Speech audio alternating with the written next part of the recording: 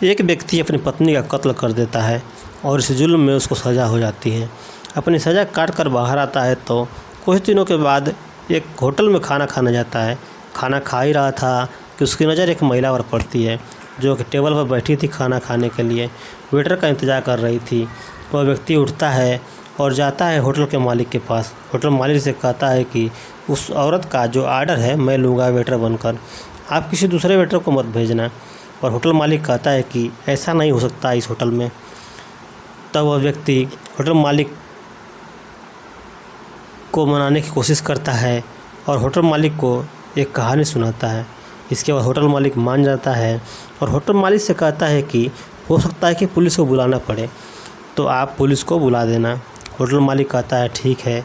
अब इतना कह के वह व्यक्ति उस महिला के पास जाता है।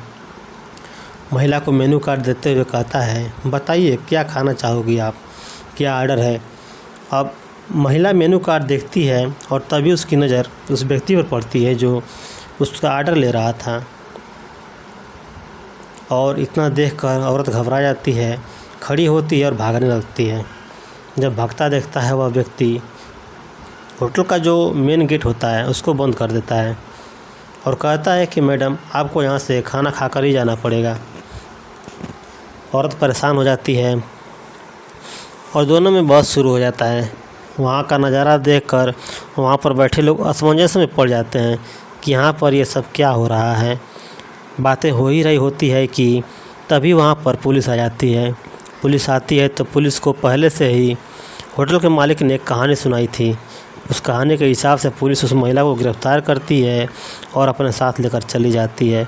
दरअसल यह वही महिला थी जिसके कत्ल के जुल्म में वह व्यक्ति जेल काट कर आया था और इसके बाद भी उसको जेल जाना है क्योंकि उसकी सज़ा काफ़ी लंबी होती है। जब यह कहानी लोगों तक पहुंचती है तो लोग हैरान हो जाते हैं। नमस्कार दोस्तों, यह सच्ची कहानी है कर्नाटक की। कर्नाटक का ही एक ज़िला पड़ता है मैसूर। मैसूर का ही रहने वाला एक व्यक्ति होता है। उसकी पत्नी पिछले 4 साल पहले गायब हो चुकी थी और उसी के कत्ल के जुल्म में इस व्यक्ति को सज़ा हो जाती है और यह व्यक्ति कोर्ट के चक्कर काटता रहता है कि उसको इंसाफ मिल जाए, लेकिन इंसाफ नहीं मिलता। और एक दिन कोर्ट में एक वकील पहुंचता है इमरजेंसी की हालत में और जज साहब से काफ़ी विनती करता है कि साहब आज मैं एक ऐसे व्यक्ति को पेश करना चाहता हूं जिसको काफ़ी दिनों से तलाश किया जा रहा था। अगर इसको आज हम पेश नहीं कर पाएंगे तो हो सकता है कि कोई अनर्थ हो जाए। यह बातें सुनकर जज साहब इस केस के लिए मान जाते हैं और केस की प्रक्रिया शुरू हो जाती है। कोर्ट के कटघरे में एक तरफ एक पुरुष खड़ा होता है और एक तरफ एक महिला। पुरुष का नाम होता है सुरेश और महिला से जब उसका नाम पूछा जाता है पहले तो इधर उधर की बातें करती है, लेकिन जब वकील सख्ती से पूछते हैं तब अपना नाम बताती है। उसका नाम मल्लिका होता है और उसके पिता का नाम है राम। यह बातें सुनकर जज साहब हैरान हो जाते हैं और जज साहब कहते हैं कि आज 2 अप्रैल है, आप लोग अप्रैल फूल बनाने का कोशिश ना करें। लेकिन वकील कहता है साहब हम आपको अप्रैल फूल नहीं बना रहे, बल्कि यह जो महिला है जो भी कह रही है यह सब सत्य है। और यह सब सुनकर जज साहब हैरान हो जाते हैं कि ये वही महिला है जो 4 साल पहले मर चुकी थी और इस महिला के लाश का अंतिम संस्कार भी हो चुका था। जज साहब फिर से हैरानी से उस महिला से पूछते हैं। इसके बाद महिला जो कहानी सुनाती है यह कहानी सुनकर वहाँ पर मौजूद सभी लोग हैरान हो जाते हैं।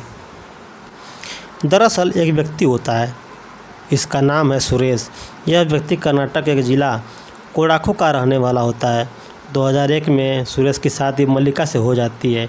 धीरे धीरे वक्त बीतता है और इन दोनों से 2 बच्चे भी होते हैं और सन 2020 में एक दिन अचानक मल्लिका गायब हो जाती है। सुरेश बहुत कोशिश करता है मल्लिका को ढूंढने के लिए, हर जगह ढूंढता है जहाँ जहाँ भी मल्लिका काम करती थी और हर उन रिश्तेदारों के यहाँ ढूंढता है जहाँ मल्लिका जा सकती थी। इसके बाद हार मान कर अपने थाने जाता है कुशलनगर। वहाँ जाकर एक शिकायत दर्ज कराता है और पुलिस से कहता है कि साहब मेरी पत्नी गायब हो चुकी है, उसको ढूंढने में हमारी मदद करिए। पुलिस वाले इस व्यक्ति की मदद करते हैं लेकिन महिला कहीं भी नहीं मिलती। इसके बाद पुलिस उस महिला की गुमशुदगी की रिपोर्ट लिख लेते हैं। इसके बाद दिन महीने बीतने लगते हैं और 9 महीने बाद मैसूर की एक महिला की लाश मिलती है। मैसूर थाने की पुलिस लाश के पहचान के लिए हर थाने में उसकी सूचना देते हैं। फिर पता चलता है कि वहाँ से 100 किलोमीटर दूर एक थाने में एक महिला की गुमशुदगी की रिपोर्ट दर्ज है। अब उस व्यक्ति को बुलाया जाता है जिसने रिपोर्ट दर्ज कराई थी। सुरेश को बुलाया जाता है और उस लाश को दिखाया जाता है और पूछा जाता है कि क्या यह तुम्हारी पत्नी की लाश है, लेकिन पहचान नहीं आती क्योंकि लाश पूरी तरह सड़ चुकी होती है। अब उस महिला के ऊपर जो कपड़े होते हैं, जो चूड़ियाँ होती हैं, उसको दिखाया जाता है पहचान के तौर पर और पुलिस पूछती है कि क्या यह कपड़े और चूड़ियाँ तुम्हारी पत्नी के हैं। सुरेश से सारी बातें पूछताछ की जाती है और उधर उससे सड़ी गली लाश को पोस्टमार्टम के लिए भेज दिया जाता है। इस दौरान सुरेश की सास होती है मल्लिका की माँ, वह थाने में रिपोर्ट लिखाती है कि उसकी बेटी को मारा गया है और मल्लिका के माँ का पूरा शक सुरेश के ऊपर ही होता है कि सुरेश ने ही मल्लिका को ख़त्म किया है। पोस्टमार्टम से पता चलता है कि मरी हुई महिला के सर पर किसी भारी वस्तु से वार किया गया था जिसके वजह से महिला की मौत हुई थी। अब पुलिस सुरेश को ही सस्पेक्ट मानकर उससे पूछताछ करती है और उस महिला का मौत के बारे में सुरेश से कबूल करवा लेती है कि उसी ने उसे महिला को मारा है। इसके बाद सुरेश को जेल हो जाती है।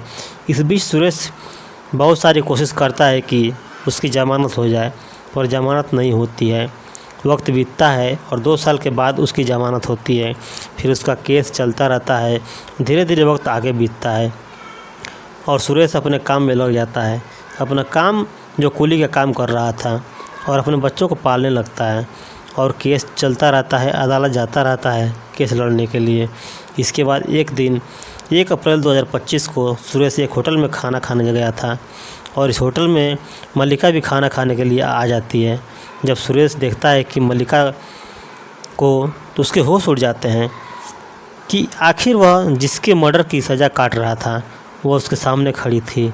इसके बाद वह वेटर बनकर उसका आर्डर लेने जाता है और होटल मालिक को सारी बातें बता चुका था। होटल का मालिक पुलिस को बुला ही चुका था और यहाँ से पुलिस उसको गिरफ़्तार करके ले जाती है और अगले दिन 2 अप्रैल 2025 को मल्लिका को कोर्ट में पेश किया जाता है। वहाँ जाने के बाद सभी लोग हैरान हो जाते हैं कि जो महिला मर चुकी है वह कोर्ट में आ गई। हर जगह यही बातें फैल चुकी थी कि कोर्ट में भूत आ गया। इसके बाद जज साहब पूछते हैं कि जो महिला मर चुकी थी वह ज़िंदा है, तो वह किस महिला की लाश थी। और सुरेश ने कबूला भी था कि उसने अपनी पत्नी को ख़त्म कर दिया है। जज साहब पूछते हैं सुरेश से कि तुमने कैसे कबूल कर लिया कि तुमने अपनी पत्नी को ख़त्म कर दिया है। तो सुरेश हैरानी से कभी पुलिस की तरफ देखता है तो कभी जज साहब की तरफ और वहीं पर रोने लगता है। इतना देखकर जज साहब समझ जाते हैं कि पुलिस ने ज़बरदस्ती यह मर्डर का केस सुरेश से कबूल करवाया हुआ है। इसके बाद उस मरी हुई महिला के तन से जो कपड़े चूड़ी मिली थी वह अदालत में पेश किया जाता है और मल्लिका से भी कहा जाता है कि क्या तुम्हारे कपड़े और चूड़ियाँ हैं। तो मल्लिका साफ मना कर देती है कि नहीं, यह मेरे कपड़े नहीं हैं। इसके बाद उस टीम को हिदायत दी जाती है और उस टीम को कुछ दिन का समय दिया जाता है कि जो महिला मरी थी उसके बारे में पता लगाया जाए। इसके बाद सभी लोग यह मांग कर रहे हैं कि जो सज़ा सुरेश ने काटी है, अब तक समाज के ताने सुने हैं, इसके बदले में सुरेश को मुआवजा मिले और आगे क्या फ़ैसला होगा आने वाले समय में पता चलेगा। इसके बाद मल्लिका से पूछा जाता है कि इतने दिनों तक तुम कहाँ थी, किसी को बिना बताए कहाँ चली गई थी। तो मल्लिका बताती है कि वो किसी और आदमी के साथ भाग गई थी और तभी से छुप कर रह रही थी। तो दोस्तों, इस कहानी को सुनाने का उद्देश्य किसी के दिल को ठेस पहुंचाना नहीं था, बल्कि यह कहानी जानकारी के रूप में बताया गया है। अगर आपको यह कहानी पसंद आई हो तो वीडियो को लाइक कर दीजिएगा और चैनल को सब्सक्राइब कर लीजिएगा।